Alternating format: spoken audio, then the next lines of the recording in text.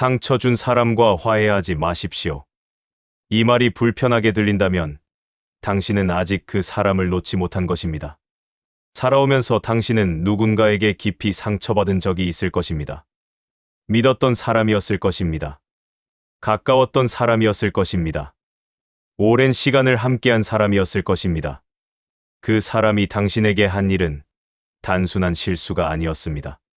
그것은 배신이었고 무시였으며 때로는 당신의 존재 자체를 흔드는 일이었습니다. 그런데 세상은 말합니다. 용서하라고, 화해하라고, 마음을 비우라고, 그래야 당신이 자유로워진다고. 그 말을 들을 때마다 당신은 무언가 이상하다고 느꼈을 것입니다. 하지만 그 불편함을 표현하지 못했을 것입니다.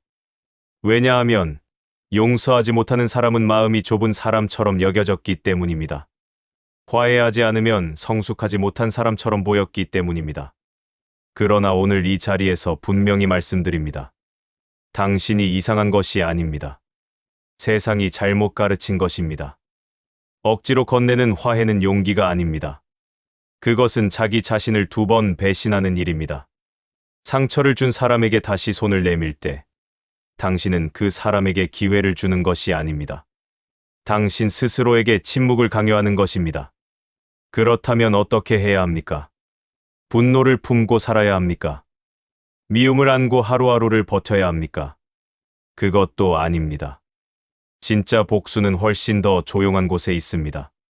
그리고 그 복수는 상대방을 향하지 않습니다. 그것은 철저히 당신 자신을 향합니다.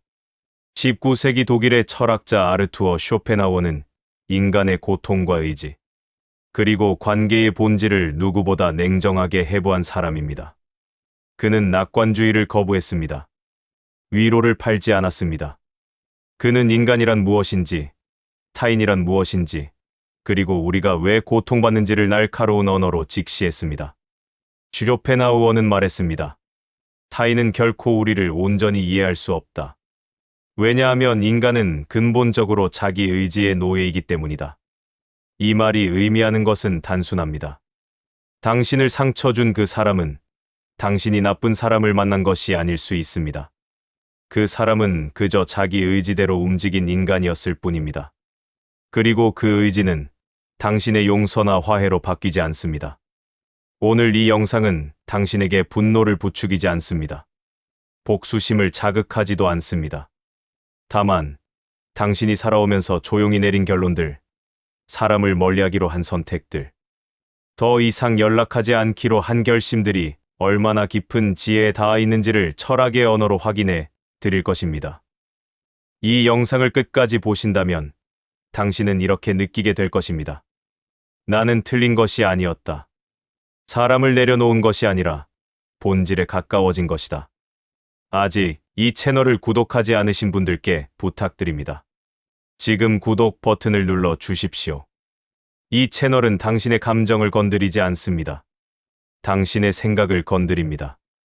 좋아요와 공유는 이 이야기가 더 많은 분들께 닿을 수 있도록 도와주십니다. 비슷한 상처를 안고 살아가는 누군가에게 이 영상이 조용한 위로가 되어줄 것입니다. 지금부터 시작합니다. 사람은 고통보다 기억을 더 오래 간직합니다. 몸이 아팠던 날은 잊혀집니다. 수술대 위에서 느꼈던 통증도 시간이 지나면 흐릿해집니다. 그런데 누군가에게 배신당했던 그 순간은 지워지지 않습니다. 그 사람이 했던 말, 그 사람의 표정, 그 자리의 온도까지 선명하게 남습니다. 10년이 지나도 20년이 지나도 그 장면은 불현듯 떠오릅니다. 아무 예고도 없이. 왜 그렇습니까? 고통은 신체에 새겨지지만 배신은 의미에 새겨지기 때문입니다. 인간은 단순히 감각을 느끼는 존재가 아닙니다. 인간은 의미를 해석하는 존재입니다. 그리고 의미로 새겨진 상처는 감각으로 새겨진 고통보다 훨씬 깊은 곳에 자리를 잡습니다. 당신이 그 사람을 놓지 못하는 것은 마음이 약해서가 아닙니다. 당신이 그 관계에 의미를 부여했기 때문입니다. 그 의미가 컸기 때문에 그것이 무너졌을 때의 충격도 컸던 것입니다. 집착은 미련이 아닙니다. 집착은 한때 진심이었던 것의 흔적입니다. 쇼펜하우어가 말한 의지의 함정. 쇼펜하우어는 인간의 모든 행동 뒤에는 easy will가 있다고 말했습니다. 그 의지는 이성보다 먼저 작동합니다.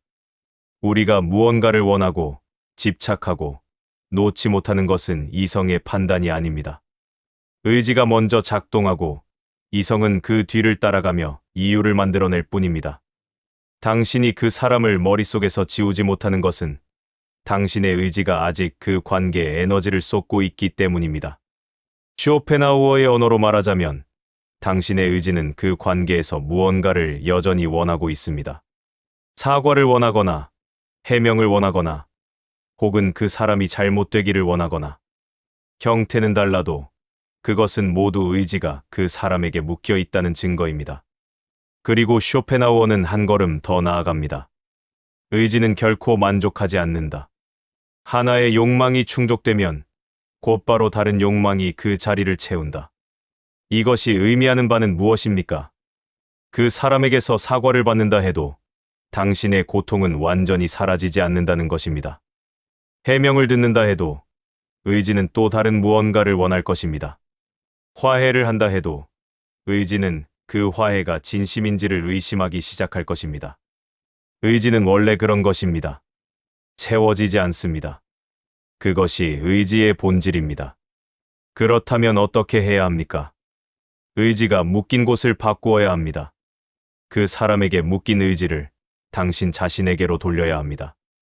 그것이 이 영상 전체를 관통하는 단 하나의 방향입니다. 고통을 만드는 것은 사건이 아니라 해석이다. 에픽테토스는 말했습니다. 인간을 괴롭히는 것은 사건 자체가 아니라 사건에 대한 해석이다. 에픽테토스는 노예 출신의 철학자입니다. 그는 자유 없이 살았지만 자유롭게 생각했습니다. 그는 외부의 상황을 바꿀 수 없다는 것을 알았습니다. 그래서 그는 내부의 해석을 바꾸는 것에 집중했습니다. 당신이 겪은 일을 생각해 보십시오. 그 사람이 당신에게 한 일은 하나의 사건입니다. 그것은 이미 지나간 일입니다. 그런데 당신이 지금도 고통스러운 이유는 그 사건이 현재에도 일어나고 있어서가 아닙니다. 당신이 그 사건을 지금도 같은 방식으로 해석하고 있기 때문입니다. 그 사람은 나를 무시했다. 그 사람은 나를 이용했다. 그 사람은 나를 배신했다. 이 해석들이 반복될수록 그 사건은 과거에서 현재로 끌려옵니다. 기억이 아니라 현실이 됩니다. 에픽테토스는 여기서 중요한 구분을 합니다. 우리의 통제 안에 있는 것은 판단, 충동, 욕망, 혐오다. 우리의 통제 밖에 있는 것은 모험, 평판, 지위, 그리고 타인의 행동이다. 그 사람이 당신에게 한 일은 당신의 통제 밖에 있었습니다. 그것은 이미 일어났고 돌이킬 수 없습니다. 그러나 그 일을 지금 어떻게 해석할 것인가는 당신의 통제 안에 있습니다. 이것이 포기가 아닙니다. 이것이 자유입니다. 돈보다 배신이 오래 남는 이유. 한 분의 이야기를 들려드리겠습니다. 50대 중반의 남성이었습니다. 그는 20여 년간 함께 사업을 했던 동업자에게 배신을 당했습니다. 금액으로 따지면 상당한 손실이었습니다. 그러나 그가 가장 힘들었던 것은 돈이 아니었습니다. 그는 이렇게 말했습니다. 돈은 다시 벌면 됩니다. 그런데 그 사람이 나를 그렇게 볼 수 있다는 사실이 도무지 머릿속에서 지워지지 않았습니다. 그는 밤마다 그 장면을 다시 살았습니다. 그 사람이 계약서에 도장을 찍던 날, 웃으며 악수를 건네던 손, 아무것도 모르고 믿었던 자기 자신. 그것이 반복되었습니다. 수백 번, 수천 번. 그는 그 후 몇 년간 다른 사람들에게도 마음을 열지 못했습니다. 새로운 관계가 생길 때마다 그 얼굴이 먼저 떠올랐습니다. 배신은 한 사람에 대한 불신으로 끝나지 않았습니다. 인간 전체에 대한 의심으로 번졌습니다. 이것이 상처의 진짜 위험입니다. 상처는 그 사람과의 관계만 파괴하지 않습니다. 상처는 당신이 세상을 보는 방식 전체를 건드립니다. 그래서 상처 준 사람을 놓지 못하는 것은 단순한 감정의 문제가 아닙니다. 그것은 당신의 세계관이 흔들리고 있다는 신호입니다. 쇼펜하우어는 바로 이 지점을 꿰뚫어 봤습니다. 인간은 타인에게서 행복을 구하지만 타인은 언제나 고통의 잠재적 원천이다. 이 문장은 냉혹하게 들립니다. 그러나 이것은 인간 혐오가 아닙니다. 이것은 인간에 대한 정직한 관찰입니다. 타인은 당신의 행복을 보장할 수 없습니다. 당신의 행복이 타인에게 달려 있을수록 고통의 가능성도 그만큼 커집니다. 집착은 아직 진심이 살아있다는 증거다. 그런데 여기서 한 가지를 분명히 해두어야 합니다. 그 사람을 놓지 못하는 당신을 비난하지 마십시오. 그 집착은 당신이 그 관계의 진심이었다는 증거입니다. 허투루 대한 관계는 쉽게 잊힙니다. 오래 기억되는 것은 깊었던 것입니다. 당신이 그 사람을 아직 놓지 못하고 있다면 그것은 당신이 한때 그 사람을 정말로 믿었기 때문입니다. 그 믿음이 컸기에 배신의 충격도 컸던 것입니다. 당신의 집착은 당신의 약함이 아닙니다. 당신의 진심이 아직 그 자리에 머물고 있다는 것입니다. 그러나 이제는 알아야 합니다. 진심은 과거의 그 사람에게 향했던 것입니다. 지금의 그 사람은 당신이 믿었던 그 사람이 아닙니다. 당신은 의미 없는 사람에게 진심을 쏟고 있는 것입니다. 존재하지 않는 관계에 에너지를 소모하고 있는 것입니다. 노자는 도덕경에서 말했습니다. 억지로 붙잡는 것은 이미 잃은 것이다. 강을 손으로 쥐려 하면 물은 손가락 사이로 빠져나갑니다. 놓아야 흐릅니다. 잡으려 하면 이미 사라집니다. 관계도 그러합니다. 이미 끝난 관계를 억지로 붙잡으려 할수록 당신이 잃는 것은 늘어납니다. 그 사람이 아니라 지금의 당신 자신을 잃게 됩니다. 일부의 결론. 왜 우리는 상처 준 사람을 놓지 못합니까? 그것은 의지가 아직 그 사람에게 묶여 있기 때문입니다. 사건이 아니라 해석이 고통을 만들기 때문입니다. 그리고 그 집착은 당신이 한때 진심이었다는 증거이기 때문입니다. 그러나 이제 알아야 합니다. 고통을 만드는 것은 그 사람이 아닙니다. 그 사람에게 계속 의미를 부여하는 당신의 의지입니다.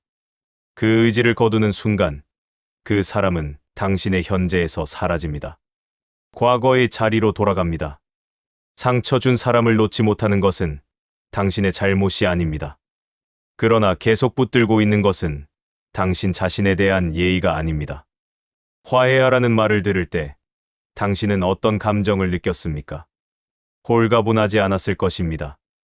오히려 무언가 억울한 감정이 먼저 올라왔을 것입니다. 그런데 그 감정을 표현하지 못했을 것입니다. 왜냐하면 화해를 거부하는 사람은 옹졸한 사람처럼 보였기 때문입니다. 용서하지 못하는 사람은 아직 덜 성숙한 사람처럼 여겨졌기 때문입니다.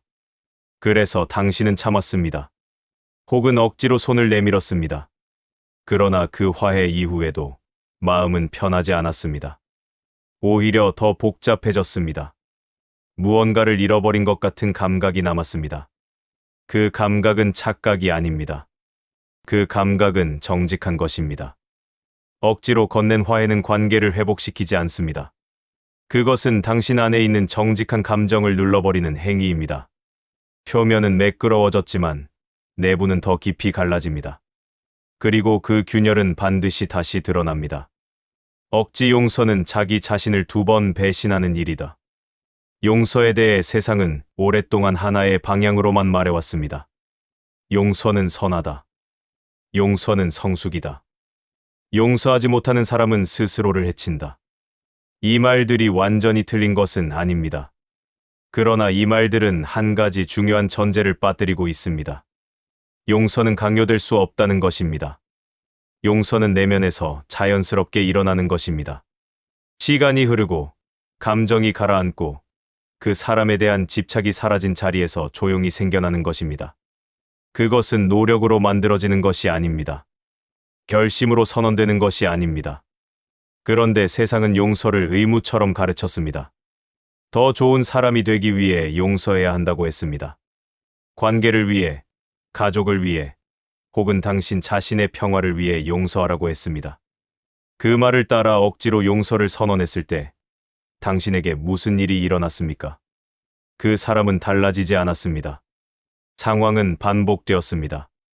그리고 당신은 또다시 같은 자리에서 같은 상처를 받았습니다. 이번에는 더 깊게. 왜냐하면 억지 용서는 상대방에게 잘못된 신호를 보내기 때문입니다. 당신이 용서한다는 것은 그 행동이 용납될 수 있다는 것으로 읽힙니다. 그 사람은 반성하지 않습니다. 반성할 이유를 찾지 못합니다. 당신이 결국 받아들였으니까요. 억지 용서는 자기 자신을 2번 배신하는 일입니다. 처음에는 상처를 받았고 두 번째에는 그 상처가 아무것도 아닌 것처럼 스스로 선언한 것입니다. 화해는 관계를 회복하는 것이 아니라 재허용하는 것이다. 화해라는 단어를 다시 생각해 보십시오. 화해의 허지에 화목하게 풀어낸다는 뜻입니다. 그러나 풀어내려면 먼저 진짜로 매듭이 풀려야 합니다. 억지로 당긴 실은 오히려 매듭을 더 단단하게 조입니다. 화해는 두 사람 모두가 변화했을 때 가능한 것입니다. 상처를 준 사람이 자신의 행동을 진심으로 돌아보았을 때, 그리고 상처받은 사람이 그 변화를 충분히 느꼈을 때, 그 두 가지가 만나는 지점에서만 화해는 의미를 가집니다.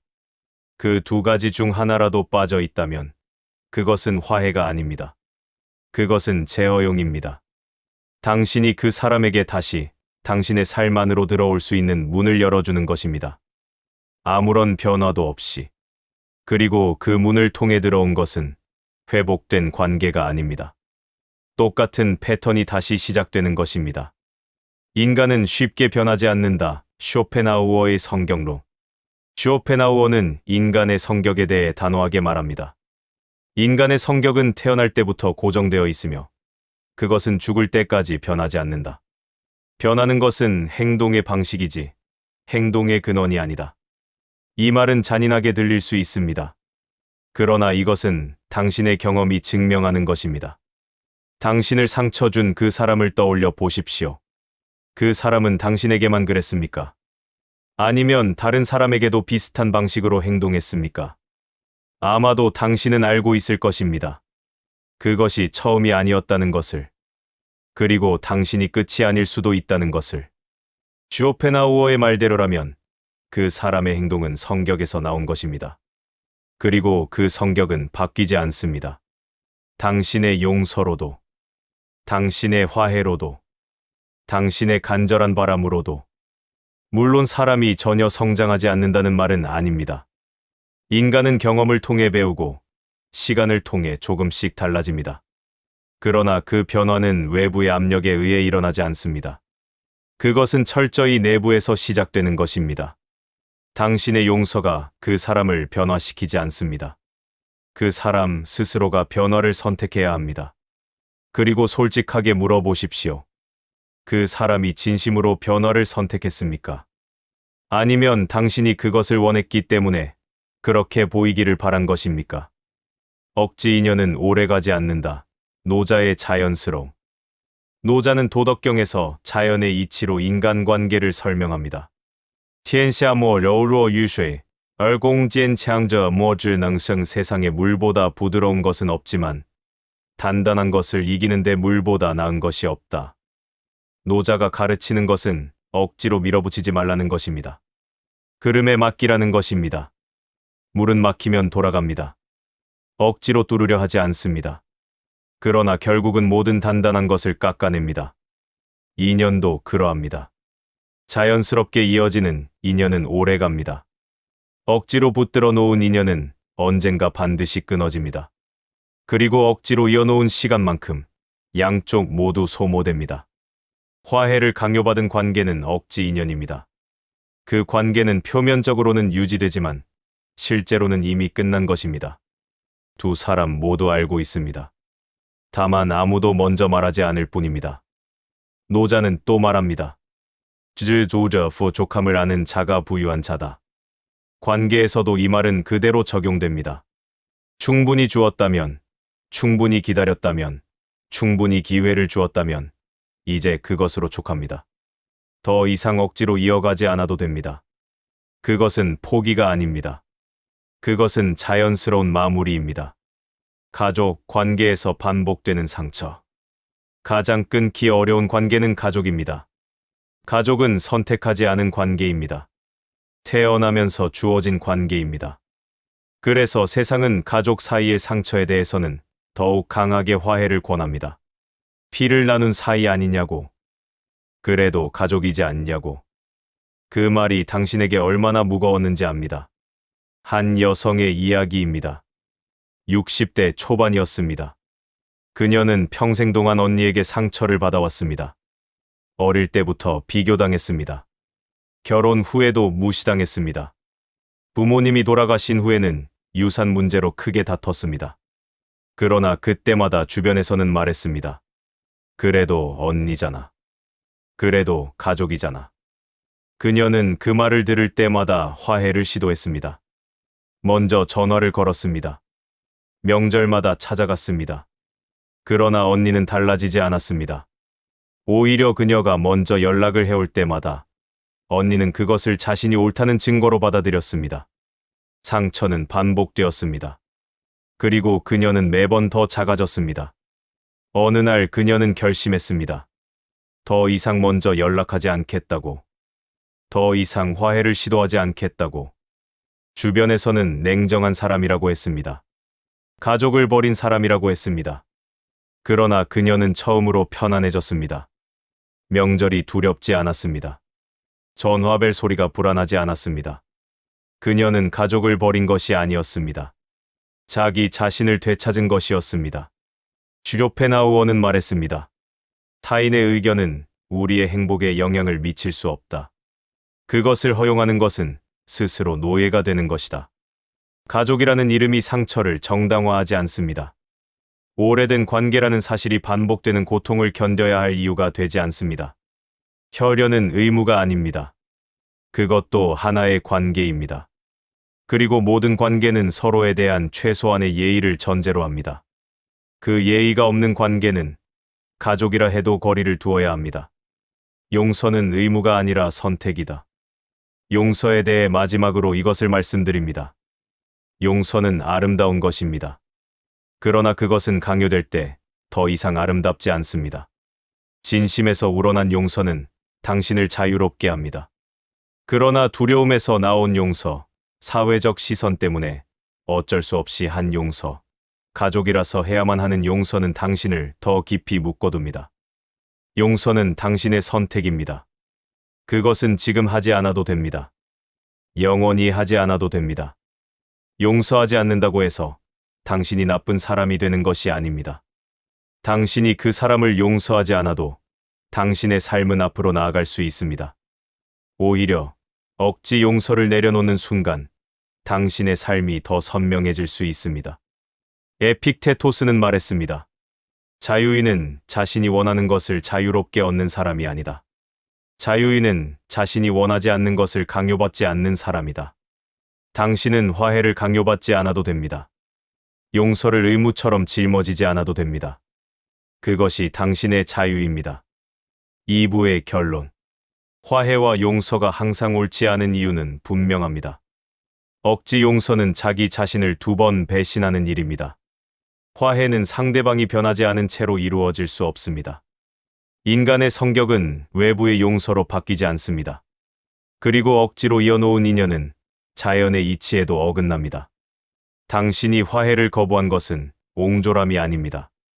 그것은 정직함입니다. 당신이 용서를 미루고 있는 것은 미숙함이 아닙니다. 그것은 자기 자신에 대한 예의입니다. 화해하지 않아도 됩니다. 그 선택은 당신이 내릴 수 있습니다. 그리고 그 선택은 충분히 옳습니다. 당신은 그 사람을 미워한 적이 있을 것입니다. 잠들기 전에 그 얼굴이 떠올랐을 것입니다. 길을 걷다가 문득 그 목소리가 생각났을 것입니다.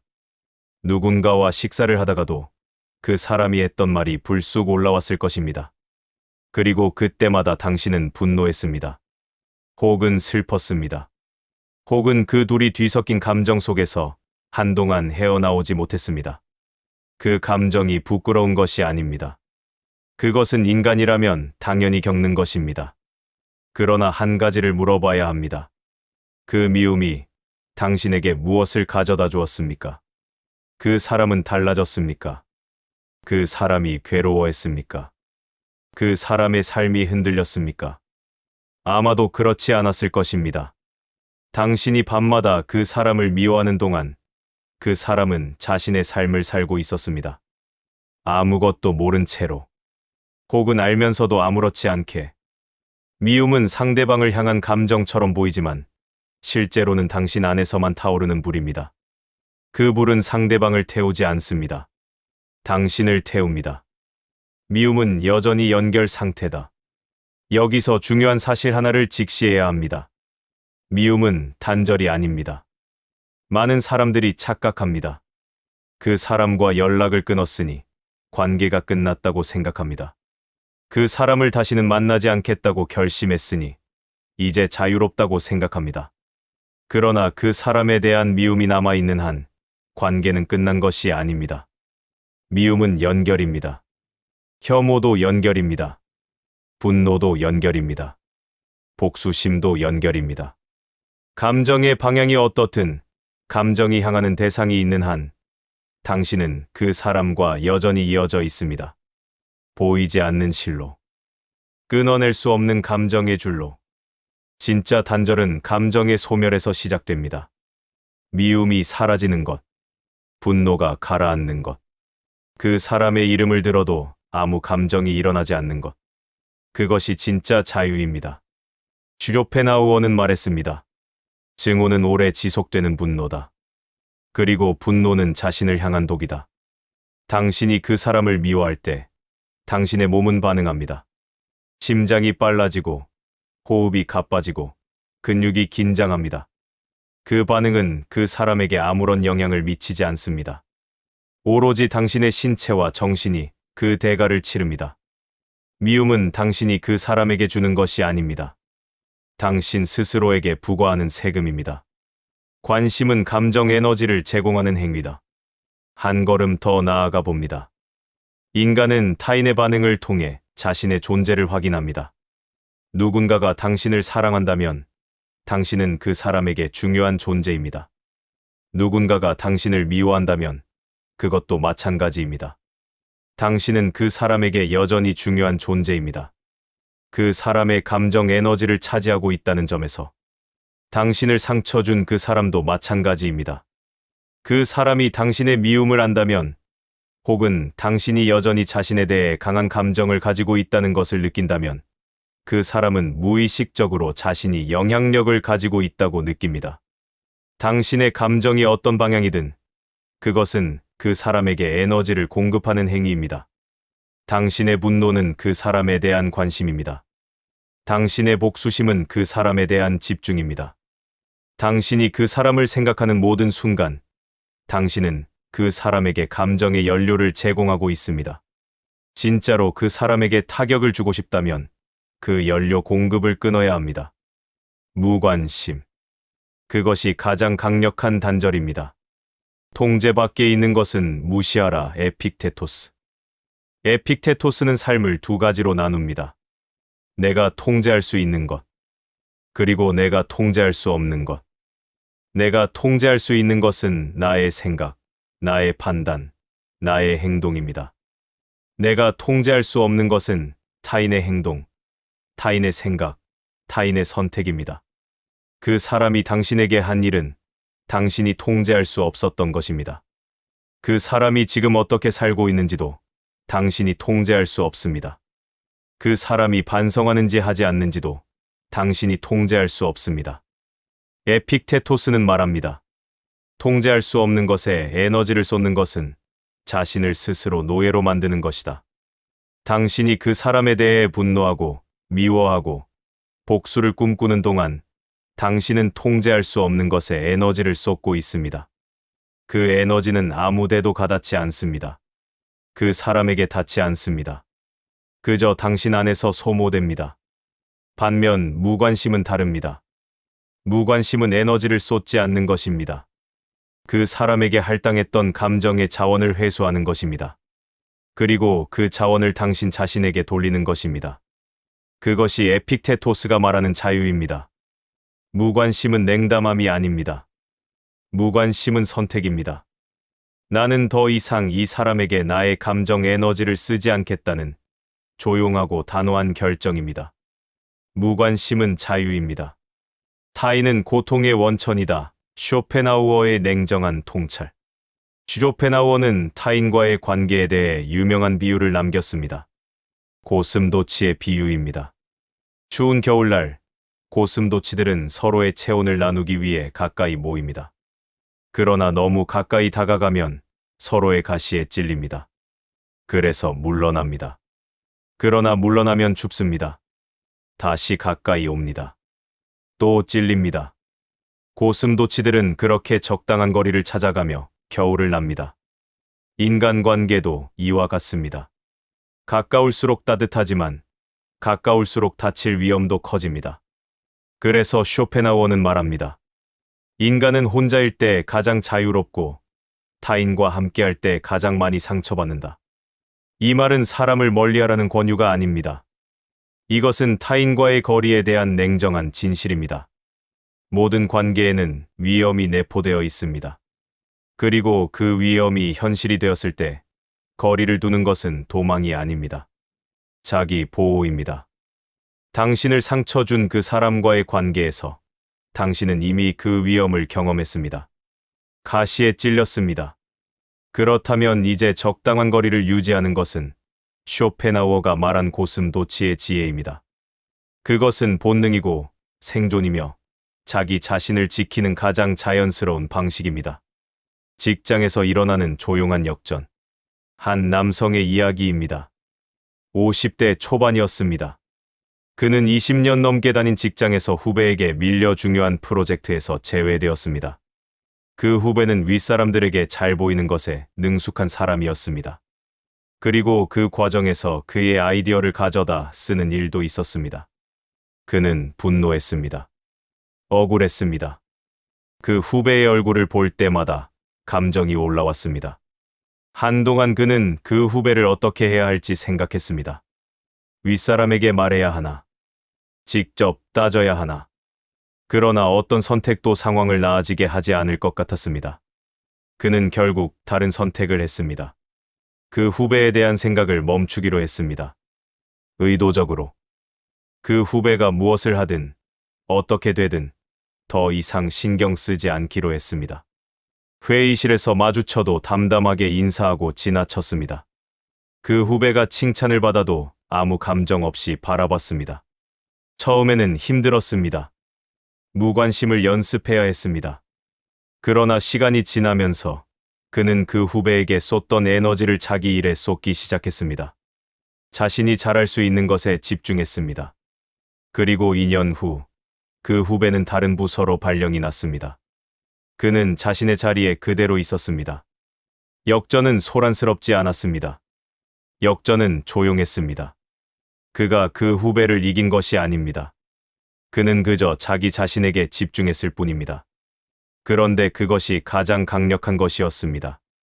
무관심은 자유입니다. 그리고 자유로운 사람은 흔들리지 않습니다.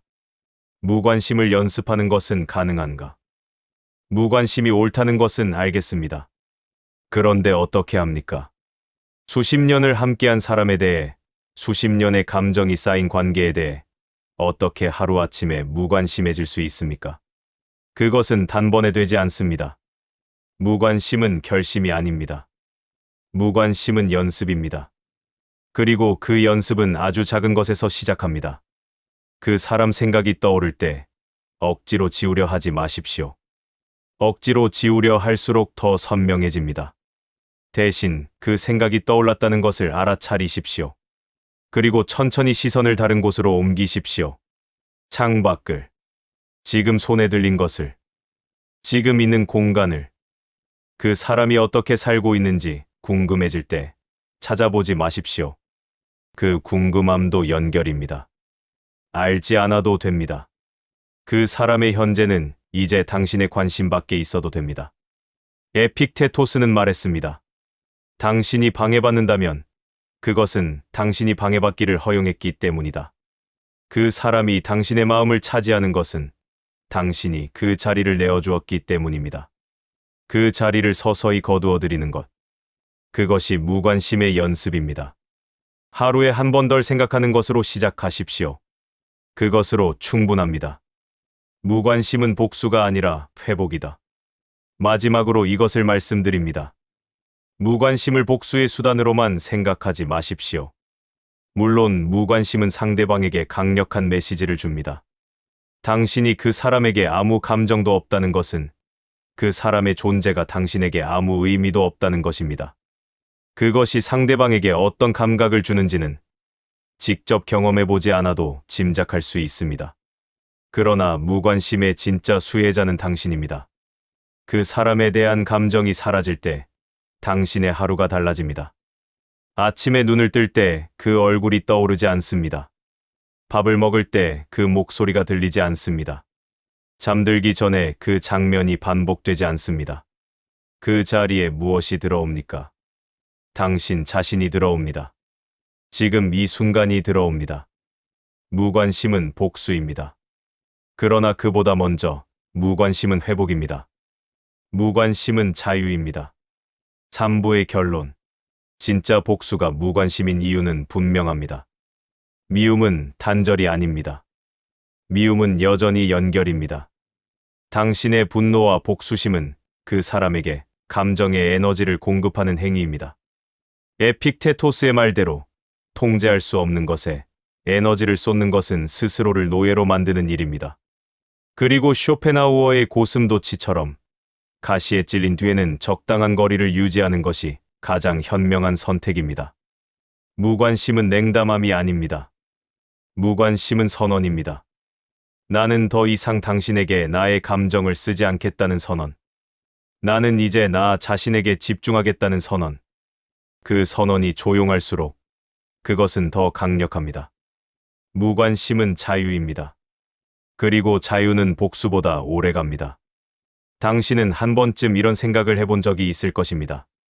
그 사람이 잘못됐으면 좋겠다고. 그 사람이 언젠가는 대가를 치렀으면 좋겠다고. 그 사람이 자신이 한 일을 후회하는 날이 왔으면 좋겠다고. 그 생각을 부끄러워하지 마십시오. 그것은 인간의 가장 솔직한 감정입니다. 상처를 받은 사람이라면 누구나 한 번은 그 자리에 서게 됩니다. 그것은 악한 마음이 아닙니다. 그것은 억울함이 만들어낸 자연스러운 반응입니다. 그런데 여기서 중요한 질문이 하나 있습니다. 당신은 그 사람을 실제로 무너뜨리고 싶습니까? 아니면 당신이 받은 상처가 헛되지 않았다는 것을 확인하고 싶습니까? 이 두 가지는 다릅니다. 전자는 그 사람을 향한 것이고 후자는 당신 자신을 향한 것입니다. 그리고 당신이 진심으로 원하는 것은 대부분 후자입니다. 그 사람의 몰락이 아니라 당신의 회복입니다. 그렇다면 방향이 달라집니다. 그 사람을 무너뜨리는 가장 조용한 방법은 당신이 무너지지 않는 것입니다. 사람은 영향력을 확인하려 한다. 인간은 타인에게 영향을 미치고 싶어 합니다. 이것은 권력욕이나 지배욕과는 다릅니다. 그것은 훨씬 근원적인 것입니다. 자신이 타인에게 영향을 미친다는 것은 자신이 존재한다는 것을 확인하는 방식입니다. 나의 말이 누군가를 움직이고 나의 행동이 누군가의 감정을 건드리고 나의 존재가 누군가의 삶에 파문을 일으킨다는 것. 그것이 인간이 타인과의 관계에서 무의식적으로 확인하려는 것입니다. 당신을 상처 준 그 사람도 마찬가지입니다. 그 사람은 의식하든 의식하지 않든 당신에게 영향을 미쳤다는 것을 알고 있습니다. 그리고 인간의 심리는 묘합니다. 그 영향이 지속되고 있는 한 그 사람은 무의식적으로 자신의 존재감을 유지합니다. 당신이 분노한다면 그 사람은 당신에게 여전히 영향력이 있습니다. 당신이 슬퍼한다면 그 사람은 당신의 감정 세계에 여전히 살아 있습니다. 당신이 복수를 꿈꾼다면 그 사람은 당신의 미래에도 자리를 차지하고 있습니다. 그런데 당신이 아무 반응도 보이지 않는다면 어떻게 됩니까? 그 사람은 자신의 영향력을 확인할 수 없습니다. 자신이 당신의 삶에 아무런 파문도 일으키지 못한다는 것을 느끼게 됩니다. 그것은 단순한 무시가 아닙니다. 그것은 존재의 부정입니다. 슈로펜하우어는 말했습니다. 인간에게 가장 큰 고통 중 하나는 타인에게 완전히 무시당하는 것이다. 사랑의 반대는 증오가 아니라 무관심이다. 당신이 그 사람에게 분노한다면 그것은 여전히 그 사람을 사랑했던 것의 반대편에 있는 감정입니다. 그 감정은 그 사람과 당신 사이에 여전히 에너지가 흐르고 있다는 증거입니다. 그러나 무관심은 다릅니다. 무관심은 그 에너지의 흐름 자체를 차단합니다. 그 사람은 더 이상 당신의 감정 세계에서 아무런 자리도 차지하지 못합니다. 그것이 가장 조용한, 그러나 가장 강력한 타격입니다. 무반응은 존재를 부정하는 것이다. 누군가를 진심으로 무너뜨리고 싶다면 싸우지 마십시오. 싸움은 두 사람 모두에게 존재감을 줍니다. 당신이 그 사람에게 따진다면 그 사람은 자신이 당신에게 중요한 존재라는 것을 확인합니다. 당신이 그 사람의 잘못을 주변에 알린다면 그 사람은 타인의 시선 속에서 오히려 더 선명하게 존재하게 됩니다. 싸움은 에너지를 나누는 것입니다. 그리고 에너지를 나눌수록 두 사람은 더 단단히 묶입니다. 무반응은 다릅니다. 무반응은 에너지를 나누지 않는 것입니다. 그 사람이 당신에게 무슨 말을 해도 당신의 표정이 변하지 않는 것. 그 사람의 소식이 들려와도 당신의 심장이 빨라지지 않는 것. 그 사람과 같은 자리에 있게 되어도 당신이 흔들리지 않는 것. 그 무반응이 그 사람에게 무엇을 전달합니까? 당신은 더 이상 내 세계에 존재하지 않는다. 당신이 한 일은 나에게 아무 흔적도 남기지 않았다. 당신은 내 감정의 역사에서 지워졌다. 이것이 그 사람에게 가장 조용한, 그러나 가장 깊은 타격입니다. 어떤 말도, 어떤 행동도, 어떤 복수도 이것보다 강하지 않습니다. 넘어서는 것이 복수다. 니체의 초급. 프리드리히 니체는 복수에 대해 전혀 다른 방향에서 이야기합니다. 니체는 말했습니다. 최선의 복수는 당신 자신이 그 사람과는 다른 사람이 되는 것이다. 니체의 철학에서 핵심은 초급별 웬덩입니다. 넘어서는 것, 극복하는 것. 그것은 상대방을 짓밟는 것이 아닙니다. 그것은 상대방이 당신에게 가져다 준 고통을 발판 삼아 당신 자신이 더 높은 곳으로 올라서는 것입니다. 니체가 말하는 복수는 상대방의 몰락을 바라보는 것이 아닙니다. 상대방이 당신에게 무슨 짓을 했는지를 잊어버릴 만큼 당신 자신의 삶이 충만해지는 것입니다. 생각해 보십시오. 당신이 그 사람에 대한 복수심으로 가득 차 있다면 당신의 시선은 어디를 향하고 있습니까? 그 사람을 향하고 있습니다. 뒤를 돌아보고 있습니다. 과거에 머물러 있습니다. 그러나 당신이 자신의 삶을 충만하게 살고 있다면 당신의 시선은 어디를 향합니까? 앞을 향합니다. 지금을 향합니다. 미래를 향합니다. 그 사람은 당신의 시야에서 사라집니다. 되돌아볼 이유조차 없어집니다. 니체는 말합니다. 자신을 극복하는 자만이 진정으로 자유로운 자다. 그 사람을 극복하는 것이 복수가 아닙니다. 그 사람이 당신에게 남긴 상처를 극복하는 것이 복수입니다. 그리고 그 극복은 그 사람을 향한 어떤 행동으로도 이루어지지 않습니다. 오직 당신 자신을 향한 집중으로만 이루어집니다. 비움이 자유다. 법정 스님의 말. 법정 스님은 말씀하셨습니다.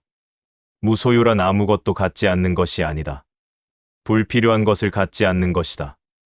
이 말을 관계에 적용해 보십시오. 당신이 그 사람에 대해 품고 있는 미움, 분노, 복수시. 그것들은 당신에게 필요한 것입니까? 그것들이 당신의 삶을 풍요롭게 합니까?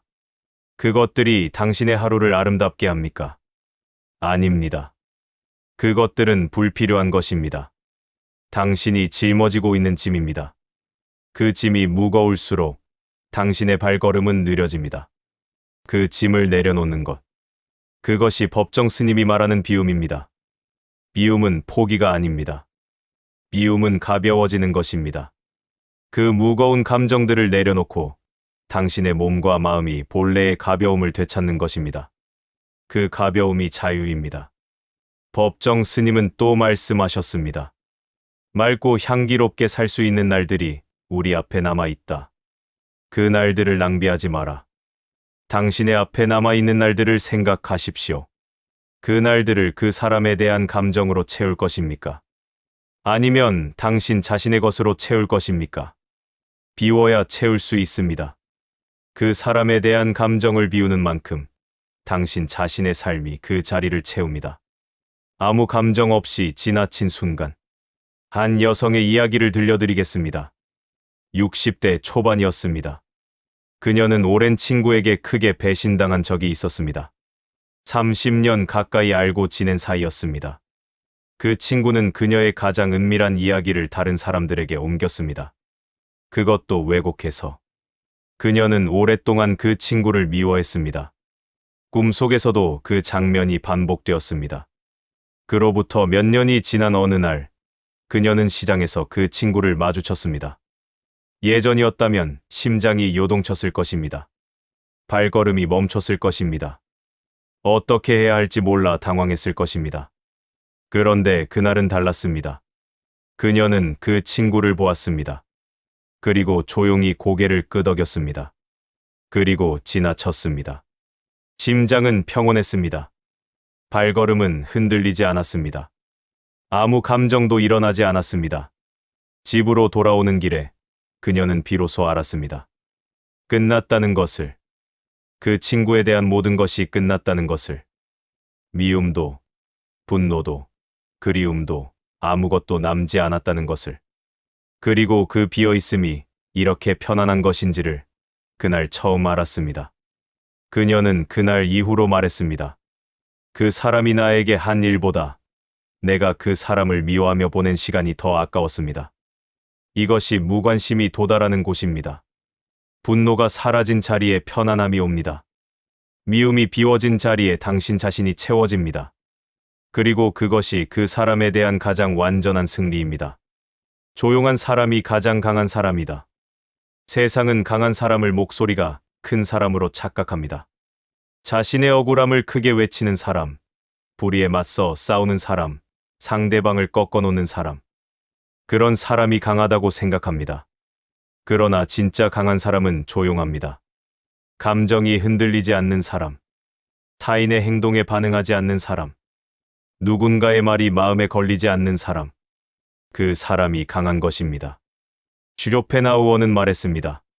평온함은 최고의 행복이다. 외부의 어떤 것도 당신의 내면을 흔들 수 없을 때, 그때 비로소 자유롭다.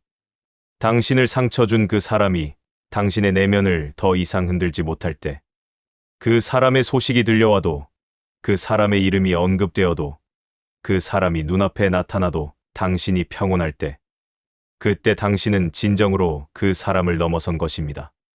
그것이 가장 조용한 복수입니다. 그리고 그것이 가장 완전한 승리입니다. 조용한 사람이 가장 강한 사람입니다. 사부의 결론. 그 사람을 무너뜨리는 가장 조용한 방법은 무엇입니까? 싸우는 것이 아닙니다. 따지는 것이 아닙니다. 그 사람의 잘못을 세상에 알리는 것이 아닙니다. 그것은 당신이 흔들리지 않는 것입니다. 그 사람에게 아무 반응도 보이지 않는 것입니다.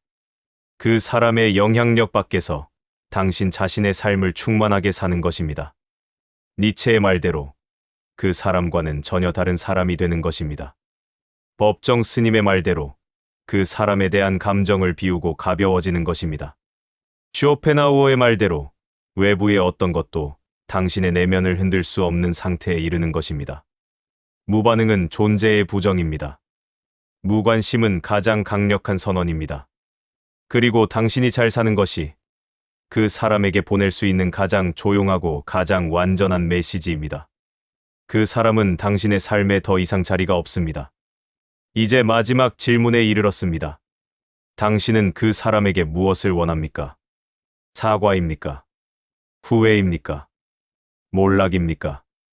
아니면 그 사람 없이도 당신의 삶이 충분히 아름다울 수 있다는 것을 확인하는 것입니까? 오랜 시간을 돌아보면 대부분의 사람들이 결국 원하는 것은 마지막 것입니다. 그 사람의 고통이 아니라 자신의 회복입니다. 그 사람의 몰락이 아니라 자신의 충만함입니다. 그리고 그것이 가장 인간다운 바람입니다. 가장 성숙한 바람이기도 합니다. 진짜 복수는 그 사람을 향하지 않습니다. 진짜 복수는 당신 자신을 향합니다. 당신이 잘 사는 것, 당신이 회복되는 것, 당신이 그 사람 없이도, 아니 그 사람 때문에 잃었던 시간을 되찾아 더 깊고 더 단단하게 살아가는 것. 그것이 진짜 복수입니다. 그리고 그것은 가능합니다. 복수의 본질은 자기 회복이다. 복수라는 단어를 다시 생각해 보십시오. 우리는 복수를 상대방에게 고통을 주는 것으로 이해합니다. 그 사람이 잃어야 하고, 그 사람이 무너져야 하고, 그 사람이 후회해야 복수가 완성된다고 생각합니다. 그래서 복수를 꿈꾸는 사람은 시선이 늘 상대방을 향합니다. 그 사람이 어떻게 되는지를 지켜보려 합니다. 그러나 그 시선이 향하는 동안 당신의 삶은 어떻게 됩니까? 멈춥니다. 당신의 삶이 그 사람의 몰락을 기다리는 동안 당신의 시간은 흐르지 않습니다. 당신이 해야 할 일들, 당신이 누려야 할 것들, 당신이 만나야 할 사람들, 그것들이 모두 뒤로 밀립니다. 그 사람을 지켜보는데 당신의 에너지가 소모되기 때문입니다. 진짜 복수는 반대 방향에 있습니다. 시선을 거두는 것입니다. 그 사람에게서 눈을 떼는 것입니다. 그리고 그 시선을 당신 자신에게로 돌리는 것입니다. 당신이 회복되는 것에 집중하는 것입니다. 당신이 잃었던 것들을 하나씩 되찾는 것입니다. 당신이 미루어 두었던 것들을 다시 시작하는 것입니다. 그것이 복수의 본질입니다. 자기 회복. 그 이상도, 그 이하도 아닙니다. 슈로펜하우어는 말했습니다. 행복의 가장 큰 적은 타인이 아니라 자기 자신의 욕망과 집착이다. 그것을 내려놓는 순간 고통은 줄어든다. 그 사람에 대한 집착을 내려놓는 순간 고통이 줄어듭니다. 그것은 그 사람을 용서해서가 아닙니다. 그 사람을 잊어서도 아닙니다. 단지 그 집착이 당신에게 아무런 이익도 가져다 주지 않는다는 것을 분명히 알았기 때문입니다. 그리고 그 알미 당신을 자유롭게 합니다. 행복은 상태다, 조건이 아니다. 많은 사람들이 행복을 조건으로 이해합니다. 그 사람이 사과하면 행복할 수 있다. 그 사람이 잘못되면 후련할 것이다. 그 사람이 내 삶에서 사라지면 편안해질 것이다. 이런 생각들은 행복을 외부의 조건에 묶어놓습니다. 그리고 그 조건이 충족되기 전까지 행복은 유예됩니다. 그러나 행복은 조건이 아닙니다. 행복은 상태입니다. 슈로펜하우어는 말했습니다. 행복이란 고통의 부재다. 인간이 누릴 수 있는 최고의 상태는 욕망과 두려움에서 벗어난 평온이다. 이 말을 처음 들으면 허무하게 들릴 수 있습니다. 행복이 고통의 부재라면 그것은 너무 소극적인 것이 아닌가 싶을 수 있습니다. 그러나 깊이 생각해보면 이것은 대단히 실용적인 진실입니다. 당신이 그 사람에 대한 분노와 집착에서 벗어나는 순간 그 자리에는 무엇이 옵니까? 고통이 없는 상태가 옵니다. 그리고 그 상태가 바로 쇼펜하우어가 말하는 행복입니다. 거창한 것이 아닙니다. 특별한 무언가가 필요한 것이 아닙니다. 그저 그 사람에 대한 감정이 더 이상 당신을 흔들지 않는 것. 그것이 행복의 시작입니다. 행복은 그 사람이 잘못된 뒤에 오는 것이 아닙니다. 행복은 당신이 그 사람에 대한 감정을 내려놓는 순간부터 시작됩니다. 그리고 그 시작은 지금 이 자리에서도 가능합니다. 고통에서 벗어나는 것이 가장 현명한 선택이다. 슈로펜하우어의 철학에서 고통을 줄이는 방법은 하나입니다. 욕망을 줄이는 것입니다. 집착을 내려놓는 것입니다. 그 사람에게 원하는 것이 많을수록 고통은 커집니다.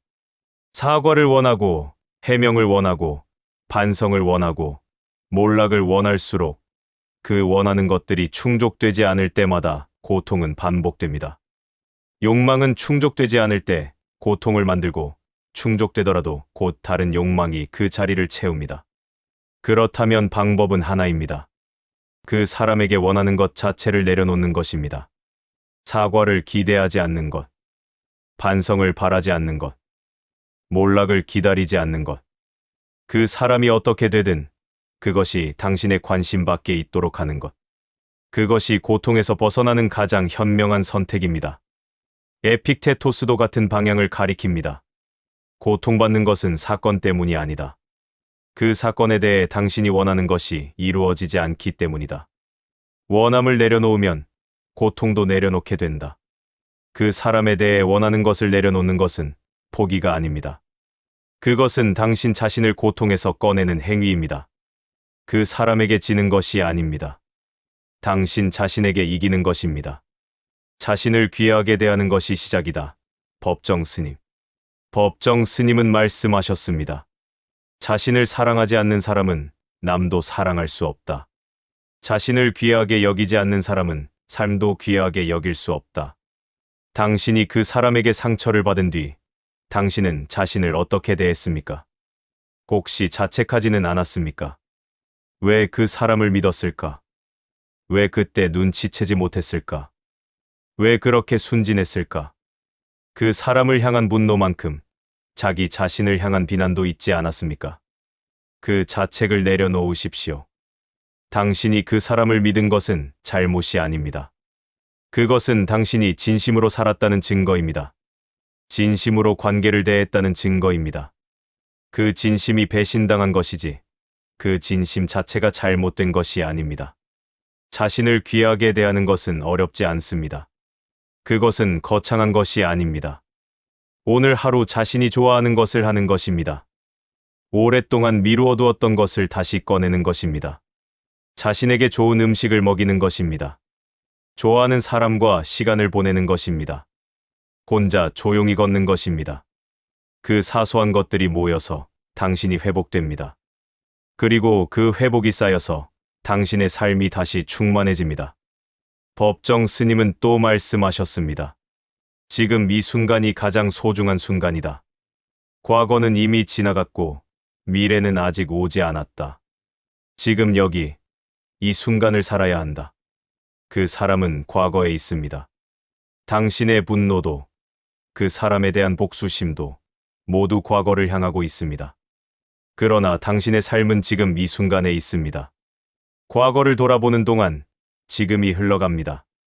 지금 이 순간을 사십시오. 그것이 자신을 귀하게 대하는 것입니다.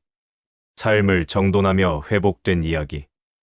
한 남성의 이야기를 들려드리겠습니다. 60대 중반이었습니다. 그는 30년 넘게 함께한 사업 파트너에게 배신당했습니다. 법적인 분쟁까지 이어졌고 그 과정에서 건강도 인간관계도 많은 것이 무너졌습니다. 분쟁이 마무리된 후에도 그는 한동안 아무것도 할 수가 없었습니다. 아침에 눈을 떠도 무기력했습니다. 식욕도 없었습니다. 예전에 좋아하던 것들이 아무 의미 없이 느껴졌습니다. 그러던 어느 날 그는 아주 작은 것을 시작했습니다. 매일 아침 1시간씩 걷기로 했습니다. 거창한 이유는 없었습니다. 그저 집 안에만 있는 것이 답답했기 때문입니다. 처음에는 걸으면서도 그 파트너 생각이 났습니다. 억울함이 올라왔습니다. 분노가 치밀었습니다. 그래도 걸었습니다. 한 달이 지나자 걷는 동안 그 파트너 생각이 조금 줄었습니다. 대신 길가의 꽃이 눈에 들어오기 시작했습니다. 계절이 바뀌는 것이 느껴지기 시작했습니다. 2달이 지나자 오래전에 읽다 만 책이 생각났습니다. 다시 펼쳤습니다. 3달이 지나자 오래된 친구에게 연락하고 싶어졌습니다. 전화를 걸었습니다. 그는 그 파트너에게 아무것도 하지 않았습니다. 복수하지 않았습니다. 찾아가지도 않았습니다. 그저 자신의 삶을 하루씩 정돈했습니다. 그런데 어느 순간 그는 알았습니다. 그 파트너 생각이 하루 종일 나지 않았다는 것을. 그 순간이 그의 진짜 승리였습니다. 법정에서 이기는 것이 아니었습니다. 상대방이 잘못되는 것이 아니었습니다.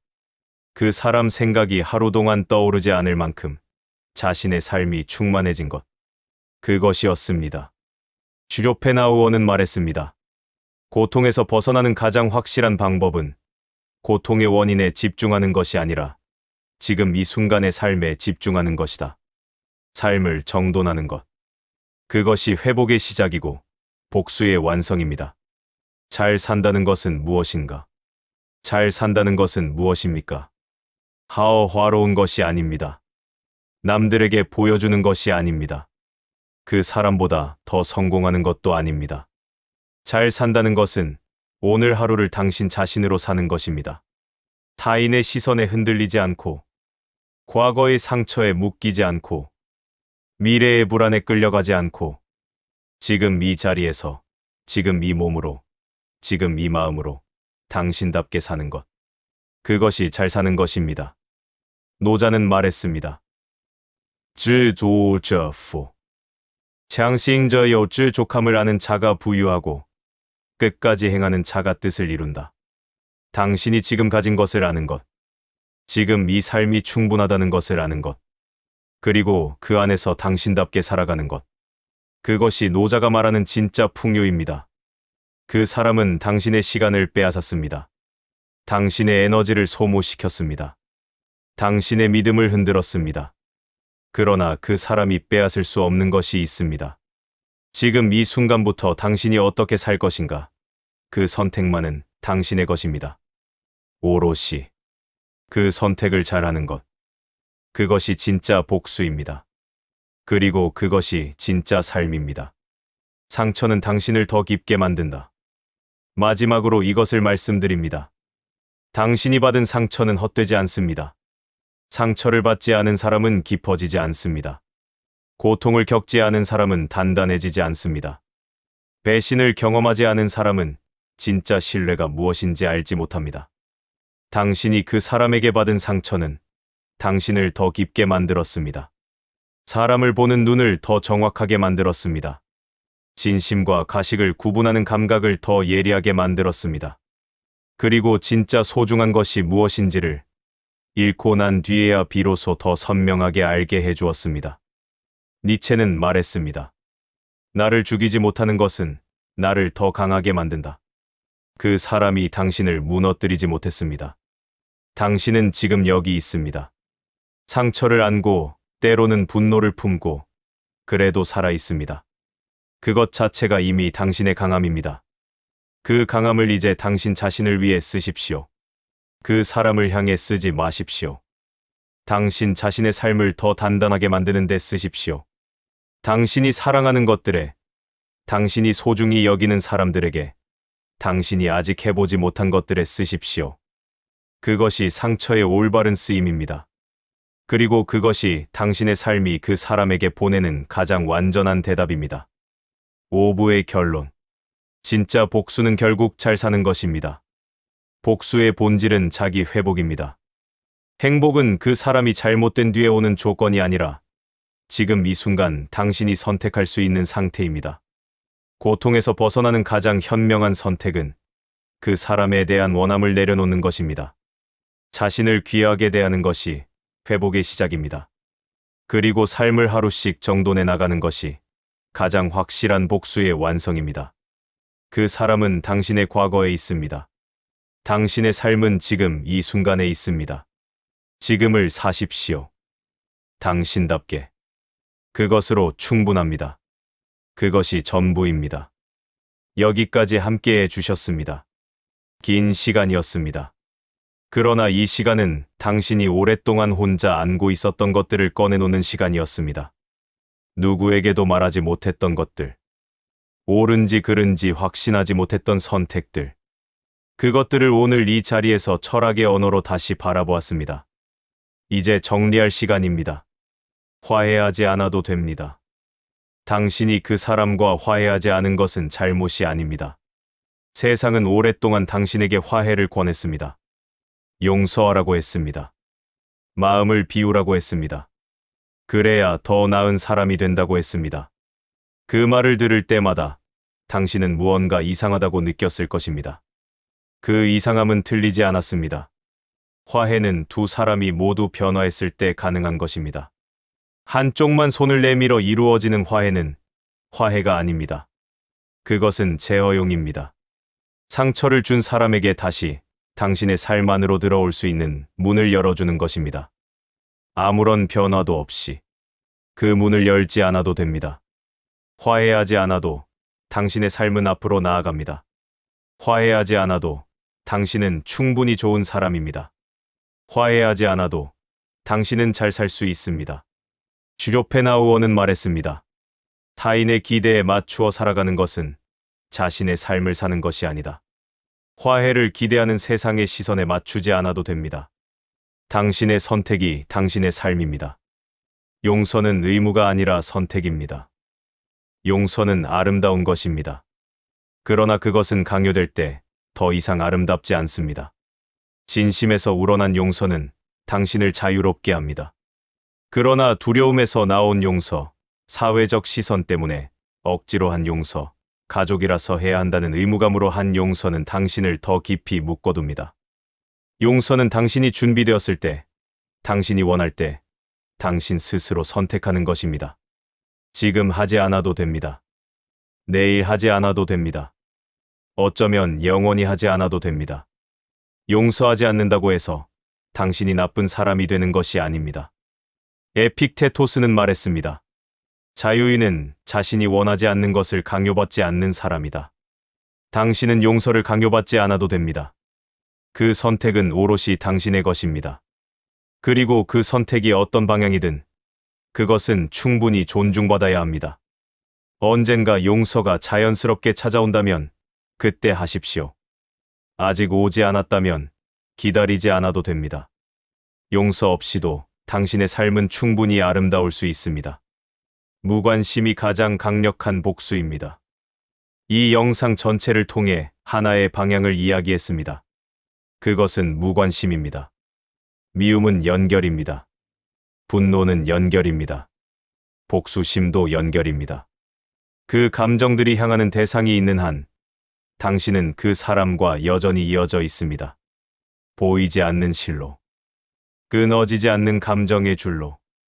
진짜 단절은 무관심에서 시작됩니다.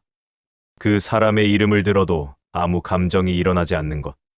그 사람의 소식이 들려와도 당신의 하루가 흔들리지 않는 것.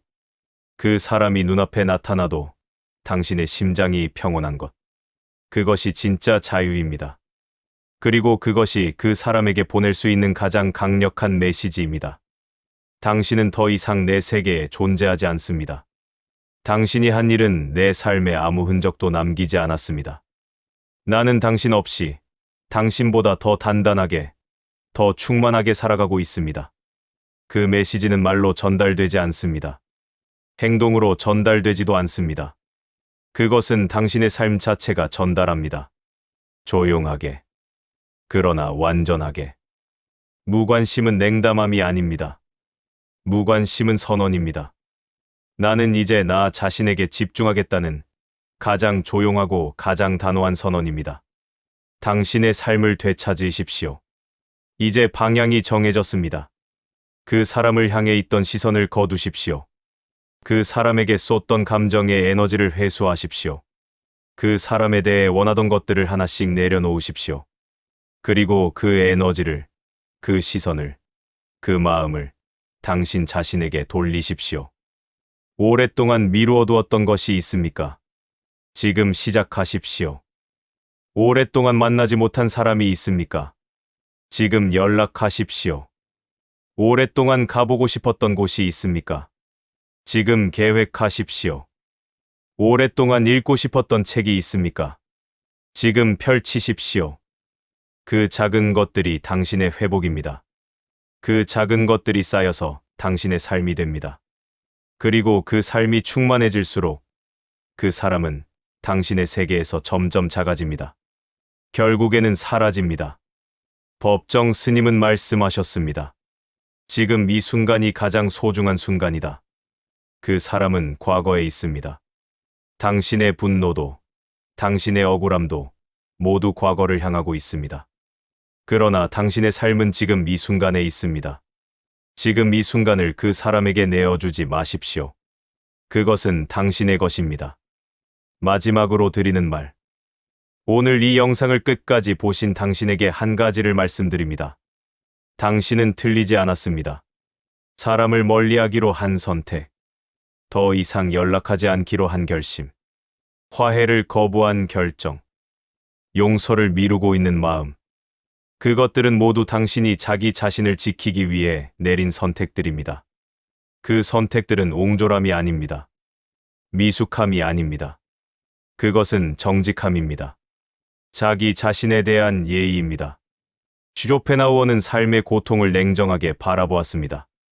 그러나 그 냉정함 속에는 한 가지 따뜻한 전제가 있었습니다. 인간은 고통에서 벗어날 수 있다는 것. 그리고 그 방법은 타인에게 있지 않고 자기 자신 안에 있다는 것. 당신 안에 이미 답이 있습니다. 그 사람과 화해하지 않아도 됩니다. 그 사람을 용서하지 않아도 됩니다. 그 사람에게 아무것도 증명하지 않아도 됩니다. 당신은 그저 지금 이 순간부터 당신 자신의 삶을 살면 됩니다. 당신답게, 조용하게, 그러나 단단하게.